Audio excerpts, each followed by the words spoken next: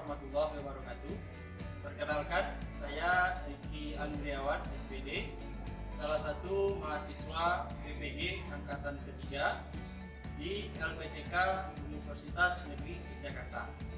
Pada kesempatan kali ini, saya melaksanakan video pembelajaran untuk melengkapi uji kinerja PPG Angkatan ketiga. Berikut adalah formulir pendaftaran uji kompetensi saya. Bagaimana pelaksanaannya? Selamat menyaksikan.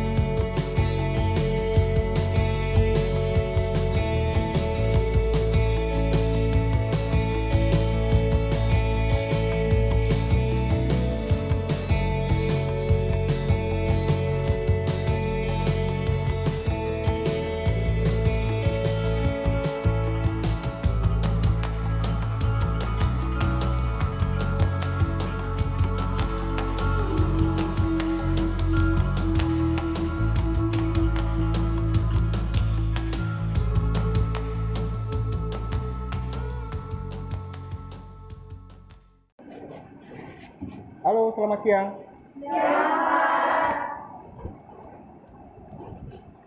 Oke, Assalamualaikum warahmatullahi wabarakatuh. Waalaikumsalam warahmatullahi wabarakatuh.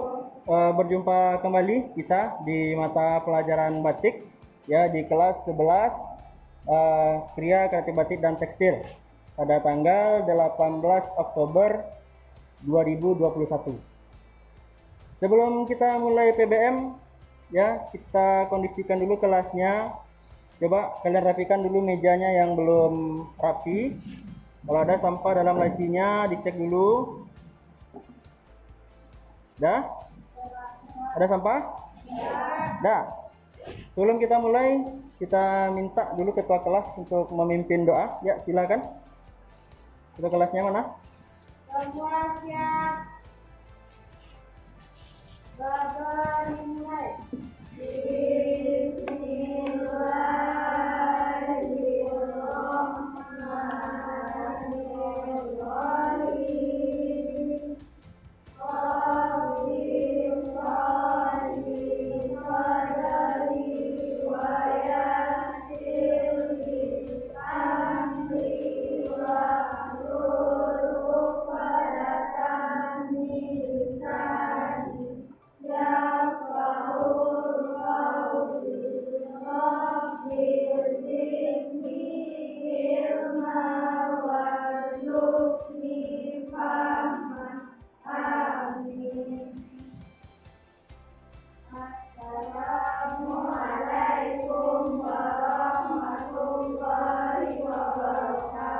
Waalaikumsalam warahmatullahi wabarakatuh.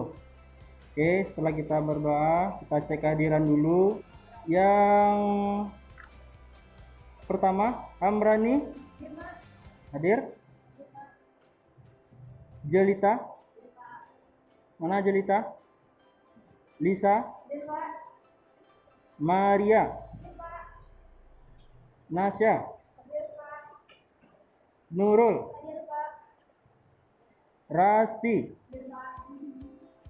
Resti, hadir. Oke, hadir semua ya. Membangkitkan jiwa nasionalisme kita menyanyikan dulu lagu kebangsaan kita, Indonesia Raya. Ya, Bapak minta kepada Nurul untuk memimpin menyanyikan lagu Indonesia Raya. Ya, silakan Nurul.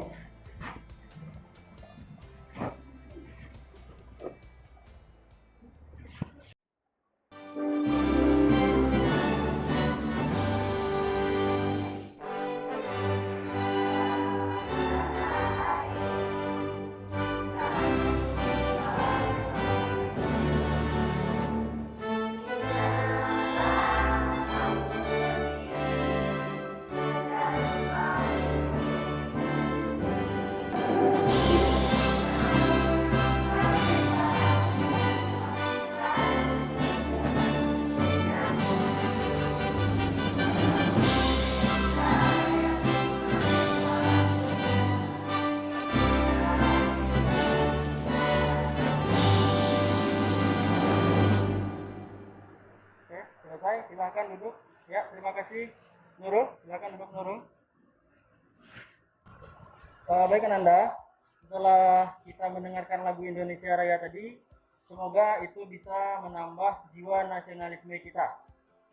Nah, sebelum kita lanjut ke pembelajaran, Bapak ada satu video tentang motivasi untuk semangat belajar dan bekerja yang disampaikan oleh almarhum presiden kita, yaitu Presiden B.J. Habibie.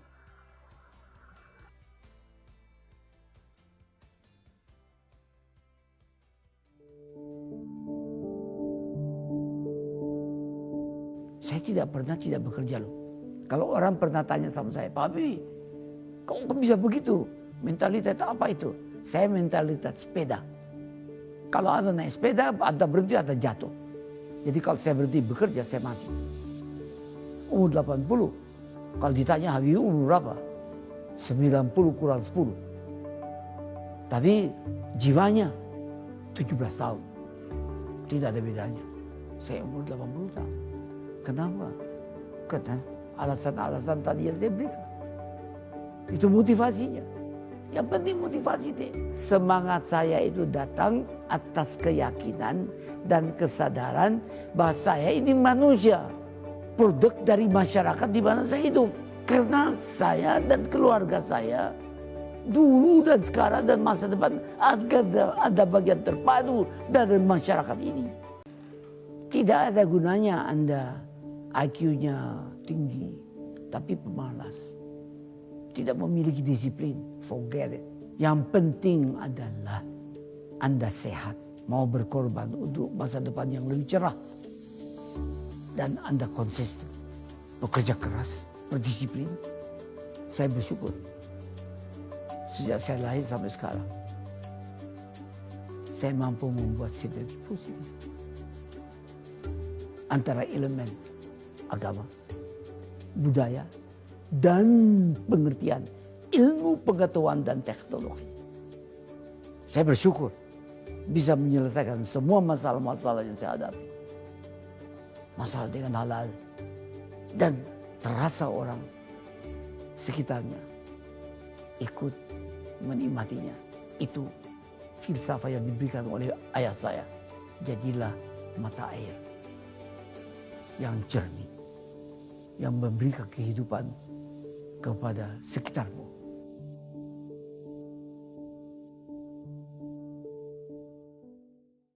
Itu tadi video motivasi dari almarhum presiden kita. Intinya yang disampaikan dari Pak Habibie tadi adalah kita itu hidup seperti mengayuh sepeda. Kalau kita berhenti mengayuh, artinya sepeda akan berhenti dan kita akan jatuh. Tetaplah semangat untuk bekerja, semangat untuk berusaha, semangat untuk belajar. Karena kalau kalian berhenti belajar, kalian akan jatuh. Tahu maksudnya? Nah, coba satu orang siapa yang bisa menyimpulkan materi minggu lalu. Yang masih ingat materinya siapa? Coba satu orang tunjuk tangan. Ya, silakan Rasti. Adalah salah satu karya seni peninggalan ilmunya yang dibuat dengan cara menyerahkan batik pada lilin pada kain, Pak. Ya, bagus. Jadi yang dimaksud dengan batik itu adalah intinya menerakan lilin pada kain. Oke, berarti masih ingat materi minggu sebelumnya. Siapa lagi yang masih ingat? Ya, silakan Nasya.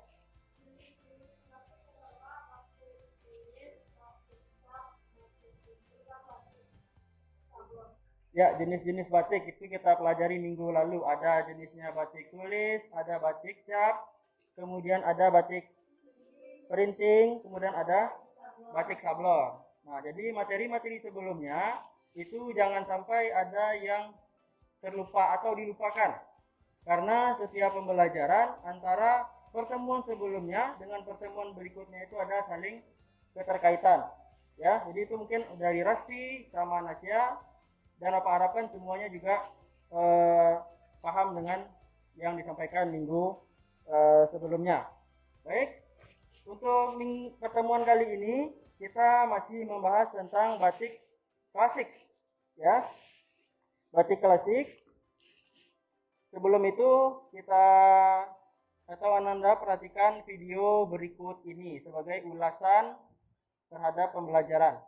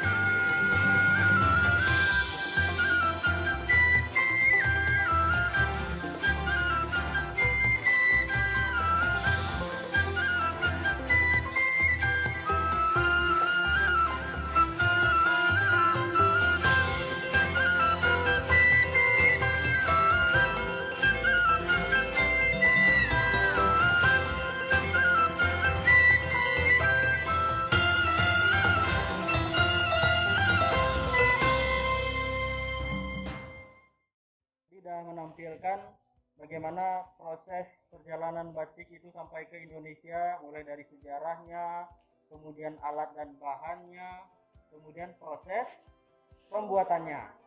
Ya, jadi dari kata-kata terakhir dari video itu pun juga ada diselipkan, mari kita lestarikan batik Indonesia. Nah, untuk itulah kalian belajar hari ini adalah salah satunya untuk melestarikan batik nasional kita. Kita harus bangga menggunakan. Untuk kompetensi dasar pada pembelajaran kali ini, ya. Jadi Anda Bapak, perhatikan aja Bapak dulu. Itu terletak pada KD 3.3. Nah, Bapak besar dulu.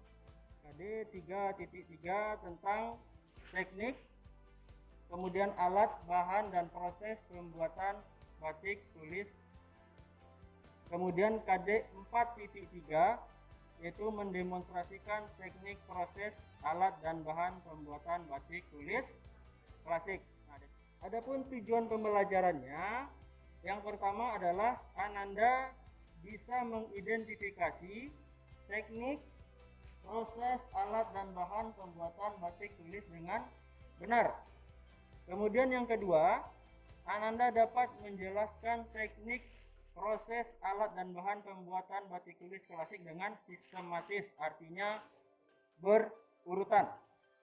Ya, kemudian Ananda dapat melakukan, nah, itu yang akan Ananda pelajari hari ini. Nah, sedangkan untuk peta konsep materinya adalah nanti kita akan belajar tentang teknik ya. Kemudian ada alat, kemudian ada bahan dan proses pembuatan daripada batik tulis klasik tersebut. Nah, yang pertama, teknik batik klasik. Teknik batik klasik ini ada dua. Yang pertama ada teknik batik tulis. Nah, ini yang udah kalian pelajari minggu sebelum. Batik klasik itu adalah batik tulis. Kemudian teknik yang kedua ada dengan batik cap. Nah, batik cap adalah batik yang proses pembuatannya atau proses menerakan lilinnya di atas kain menggunakan canting cap yang terbuat dari tembaga. Nah, untuk batik cap ini nanti akan kalian pelajari di kelas 12 atau kelas 3. Nah, untuk sekarang tugas kalian nanti prakteknya itu adalah membuat batik tulis klasik. Sebelum itu kalian atau Ananda harus tahu dulu apa itu alat, apa itu teknik, alat, bahan dan proses pembuatannya seperti apa. Agar ketika kita praktek nanti Ananda sudah tahu apa yang harus diambil, apa yang harus dikerjakan, dengan apa alat yang digunakan. Dalam proses pembuatan batik tulis ada 7 kelompok alat yang digunakan. Ya. Yang pertama adalah alat untuk membuat desain. Kemudian yang kedua alat untuk membatik. Kemudian yang ketiga alat untuk mewarnai. Alat untuk membuat desain atau pola ragam bias. Nah, yang pertama ada meja pola. Bentuknya dia ada kaca, kemudian di bawahnya itu biasanya ada dikasih lampu. Ya, karena bertujuan untuk menjiplakkan motif ke atas kain. Itu dia tujuannya. Nah, ini adalah bentuk dari meja pola tersebut. Kemudian alat berikutnya itu adalah alat gambar. Ada pensil, ada spidol, penghapus, penggaris, dan nggak perlu ada gambarnya kan? Seperti apa bentuk pensil, seperti apa bentuk spidol, nggak tahu kan? Nah, kalau nggak ada juga yang nggak tahu, itu sangat keterlaluan. Rasanya dari TK alat-alat ini udah kalian ketahui. Nah, yang kedua alat untuk membatik tulis. Ya, ini adalah alat yang digunakan secara langsung untuk menerakan malamnya ke atas kain. Yang pertama ada canting tulis. Canting tulis adalah salah satu alat utama yang dipergunakan untuk menorehkan malam di atas kain mori sesuai dengan gambar. Dan ada juga yang terbuat dari kayu, ya, seperti yang digambar di layar. Nah, ini dia. Ada dua jenis canting, bukan jenis ya, tapi dua macam bahan untuk gagangnya. Oke, paham? Nah, perbedaan dari ketiga canting ini terletak pada ukuran apa tadi namanya? Apa tadi namanya? Cucuk. Ya, yang paling kecil itu yang dinamakan canting cecek. Coba Lisa, mana yang canting isen? Coba tunjuk. Ya. Ya, benar. Ini dia. Ujungnya yang paling kecil. Coba perhatikan dari yang canting tembok dan pelowong. Canting isen lah yang paling kecil. Nah, sekarang ke fungsinya. Ya, yang pertama ada canting pelowong. Memiliki, artinya ketika kita telah selesai proses pencoletan namanya nanti, itu warna yang tidak ingin kita kasih motif yang tidak ingin kita kasih warna dasar, kita tutup dengan lilin dengan canting tembok ini. Kenapa canting tembok? Karena dia yang paling besar, artinya bisa melakukan penempelan lilin dengan lebih cepat. Ya, kalau kalian gunakan canting tulis untuk menembok, dia bisa, tapi akan memakan waktu yang lebih lama karena ujungnya kecil. Ya, oke, paham? Jadi untuk memblok area yang besar dengan ujung yang kecil itu akan membutuhkan waktu yang lama. Nah, kemudian ada kompor batik. Ya, kompor batik itu berfungsi untuk melelehkan lilin. Ya, jadi yang milenial itu bukan hanya style saja, tapi peralatan batik juga. Ya, ini baru datang. Nah, ini dia. Ini sudah menggunakan listrik. Ya, kemudian diatur suhunya melalui tombol yang ini. Jadi tidak perlu lagi membeli minyak, menghidupkannya dengan korek api. Nah, ini yang udah terbaru. Ya, pakai juga pakai wajan tapi dipanaskan dengan sebuah pita yang ini penghantar panasnya. Ini Bapak bukan promosi ya, kayak orang jual produk ya. Oke, kemudian ada wajan nih dia. Kalau yang itu juga berbentuk seperti ini, kecil. Untuk duduk si pembatik, jadi tidak ada yang menggunakan kursi yang seperti kalian duduki itu. Ya, karena ukuran kompornya kecil, kalau kalian gunakan kursi yang seperti itu akan susah ketika mengambil lilinnya, akan membungkuk. Nah, ada alat berikutnya, ada sendok plastik atau sendok melamin. Nah, coba si Amrani bacakan bagian yang di bawah ini. Jika menggunakan sendok berbahan logam atau sejenisnya akan mempengaruhi pewarnaan yang berasal dari zat kimia. Nah, itu salah satu penjelasan kenapa dalam membatik itu tidak ada yang menggunakan atau tidak boleh menggunakan sendok yang terbuat dari besi atau tembaga. Nah, jadi untuk mengadu warna, terutama dari pewarna naftol, ya harus menggunakan sendok yang terbuat dari plastik atau melamin. Alat berikutnya ada ember atau celup, berfungsi untuk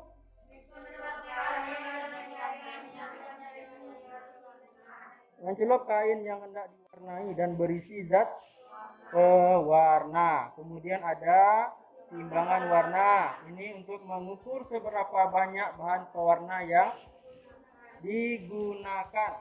Karena semua dalam proses pembatikan itu ada takarannya, ada ukurannya. Oke? Alat untuk melorot atau ngelorot, yang pertama ada kenceng, tembaga atau panci. Ya, kalau bahasa Minangnya apa? Hah? Pariyu. Tapi kalau bahasa Indonesianya panci. Pernah lihat? Pernah. Kemudian ada rak jemuran. Nah, berfungsi untuk meniriskan atau menyampirkan kain hasil batikan. Jadi setelah kain kita lorot, kita cuci, nah kan basah tuh. Nah, kita jemur di sini. Nah, ini untuk menjemur kain, bukan untuk menjemur diri. Yang mentang-mentang zaman corona itu kan kalau pagi disuruh jemur, tapi nggak di sini. Ya, jangan sampai kan jemuran Pak gitu kan.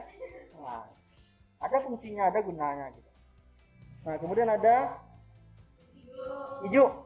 Digunakan untuk membuka lubang pada cucu canting yang tersumbat. Nah, ini juga harus ada ketika proses pembatikan, karena itu tidak bisa kita duga. Ya, lilin itu kan tidak selalu bersih.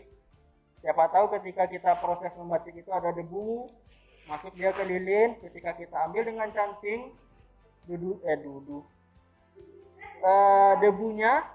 debunya akan terbawa. Nanti ketika kita gunakan akan menempel di sini, karena ini bagiannya kecil. Jadi rentan tersumbat kalau lilinnya itu kotor. Makanya digunakan hijau, ya. Ini biasanya ada pada sapu. Nah, di ruang praktik itu kan ada sapu hijau, ya. Jangan itu yang kalian cabut. Ya, nanti setiap praktek kalian cabut satu, setiap praktek kalian cabut satu. Nah, akhir semester sapu itu gundul. Ya kan? Nah, makanya usahakanlah dari rumah. Alat berikutnya alat jos. Nah, alat ini diperlukan jika di tengah pekerjaan membatik terjadi tetesan malam yang tidak dikehendaki atau di luar rencana. Ini apa? Solder. Kemudian ada namanya scrap atau bahasa biasanya itu sendok gempol. Nah, orang martabak juga pakai ini nih. Ya. Nah, mungkin sampai sini ada yang mau ditanyakan? Karena cuma Bapak saja yang ngobrol dari tadi. Ya, silakan Maria. Kalau tidak ada alat solder, alat apa yang bisa digunakan untuk mengejos? Ya. Nah, solder itu ujungnya kan panas. Ya. Nah, kalau tidak ada solder, kalian bisa memanaskan ujung sendok. Tahu ujung sendok? Sendok tembaga itu kalian panaskan dengan api, ya, tapi usahakan jangan apinya yang mengeluarkan asap yang hitam. Bagian yang menetes kalian kasih air, baru disapu-sapukan sendoknya. Ya, itu Maria. Kalau tidak ada solder tadi, boleh Maria menggunakan sendok. Ada lagi pertanyaannya? Ya, silakan Resti.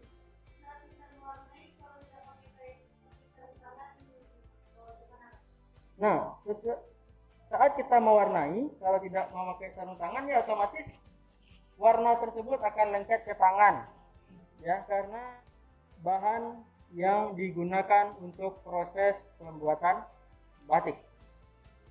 Ada 4 kelompok. Nah, yang pertama namanya ada bahan untuk membuat desain. Tangan satu orang. Ya, silakan si Resti.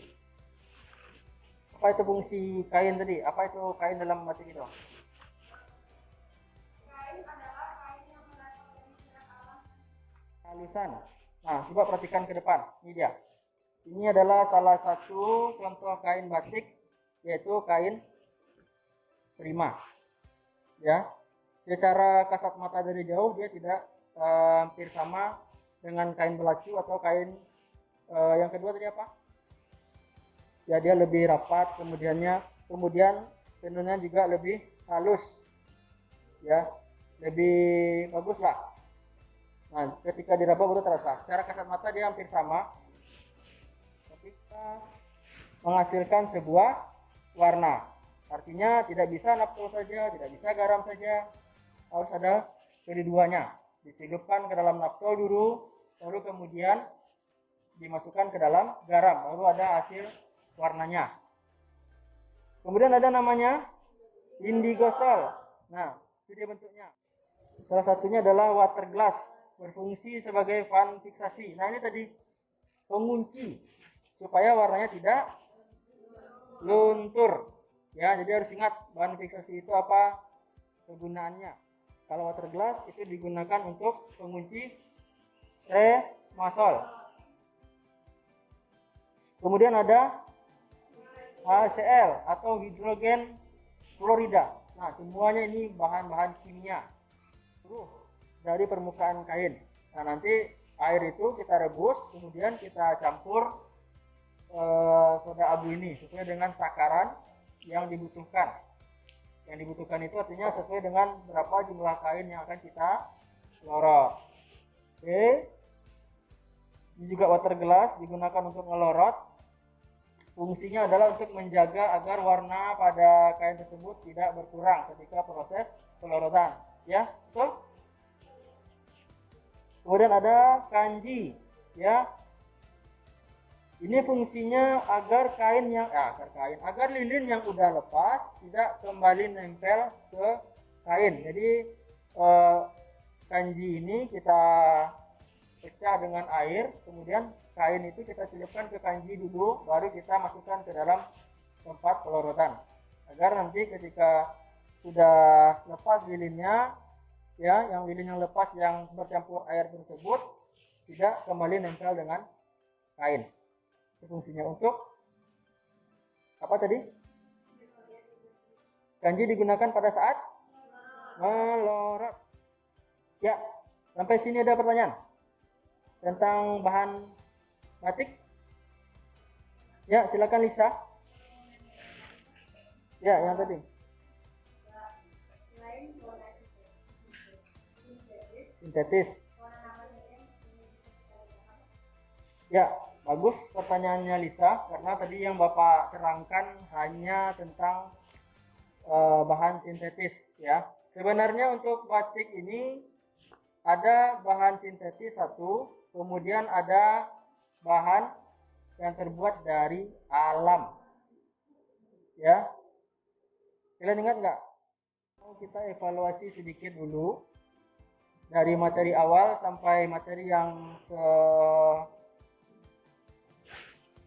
terakhir Pak terangkan. Ya, silakan keluarkan buku catatannya. Ya, Bapak sebutkan soalnya. Ada semua buku catatan untuk menguji seberapa daya tangkap terhadap materi yang Bapak sampaikan. Oke, soal yang pertama. Ya, soal yang pertama, tuliskan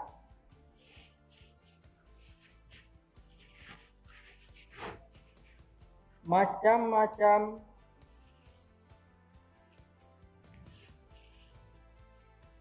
alat yang digunakan. Kemudian yang kedua, tuliskan bahan yang digunakan dalam pembuatan batik. Oke, jelas soalnya? Ya, Bapak kasih waktu sekitar 10 menit ya. Silakan dijawab seberapa mampunya kalian menjawab pertanyaan tersebut sesuai dengan materi yang Bapak jelaskan tadi. Ya, silakan dimulai.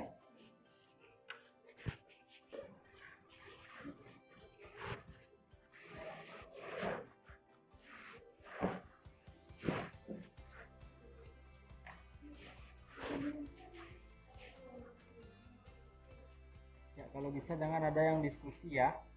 Coba buat sesuai dengan apa yang udah kalian dapatkan dari penjelasan Bapak tadi. Karena kalau bertanya berarti pikiran teman yang disalin. Ya, oke?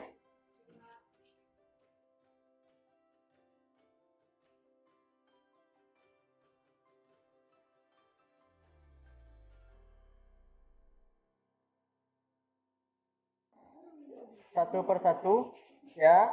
Soalnya ada berapa tadi? Ada 5. Nah, nanti Bapak sebutkan namanya. Halo? Gimana, udah selesai? Atau belum?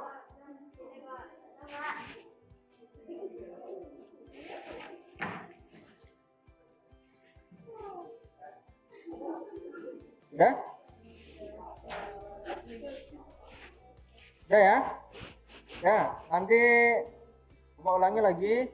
Bapak panggil namanya, silakan sebutkan soalnya dan jawabannya. Ya, karena materi kita cukup mudah itu rasanya. Karena mungkin di kelas 1 juga udah disinggung kemarin tentang batik ini sekilas. Ya, baik. Yang soal nomor 1, siapa dulu yang mau sebutin? Coba Pak tunjuk. Ya, silakan Nurul. Sebutkan soalnya, jawabannya apa?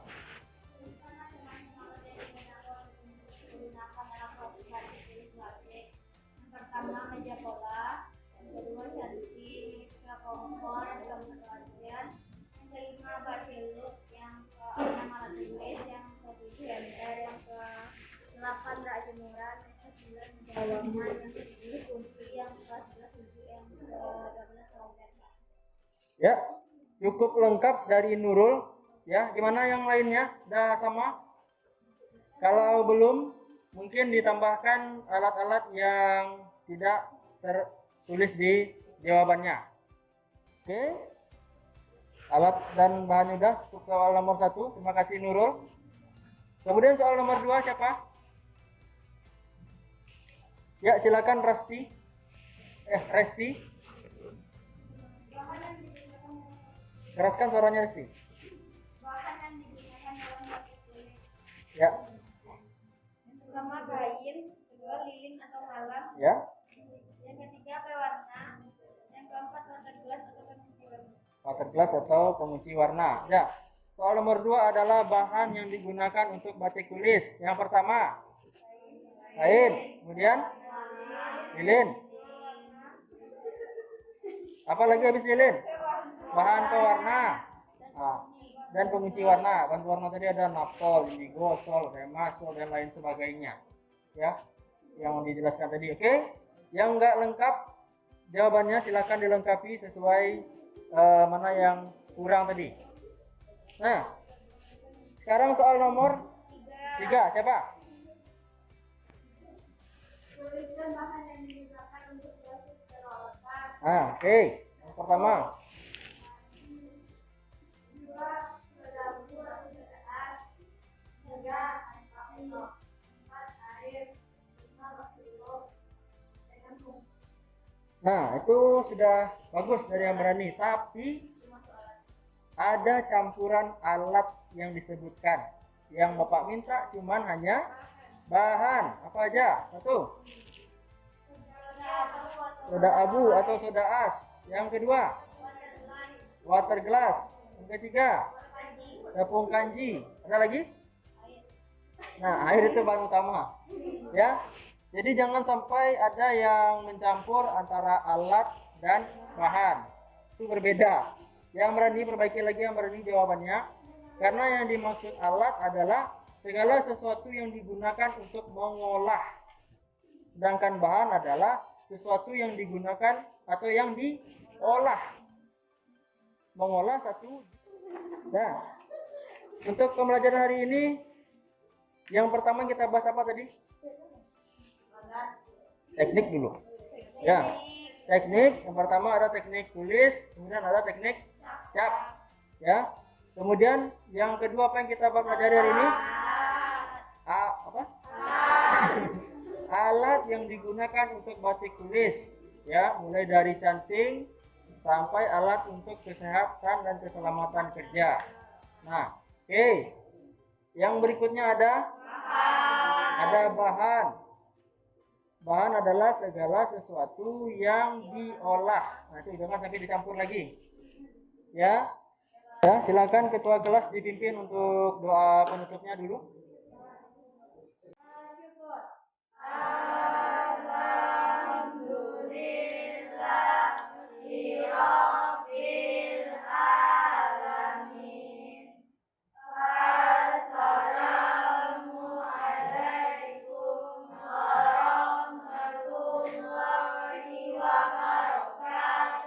Waalaikumsalam warahmatullahi wabarakatuh. Tunggu sebentar.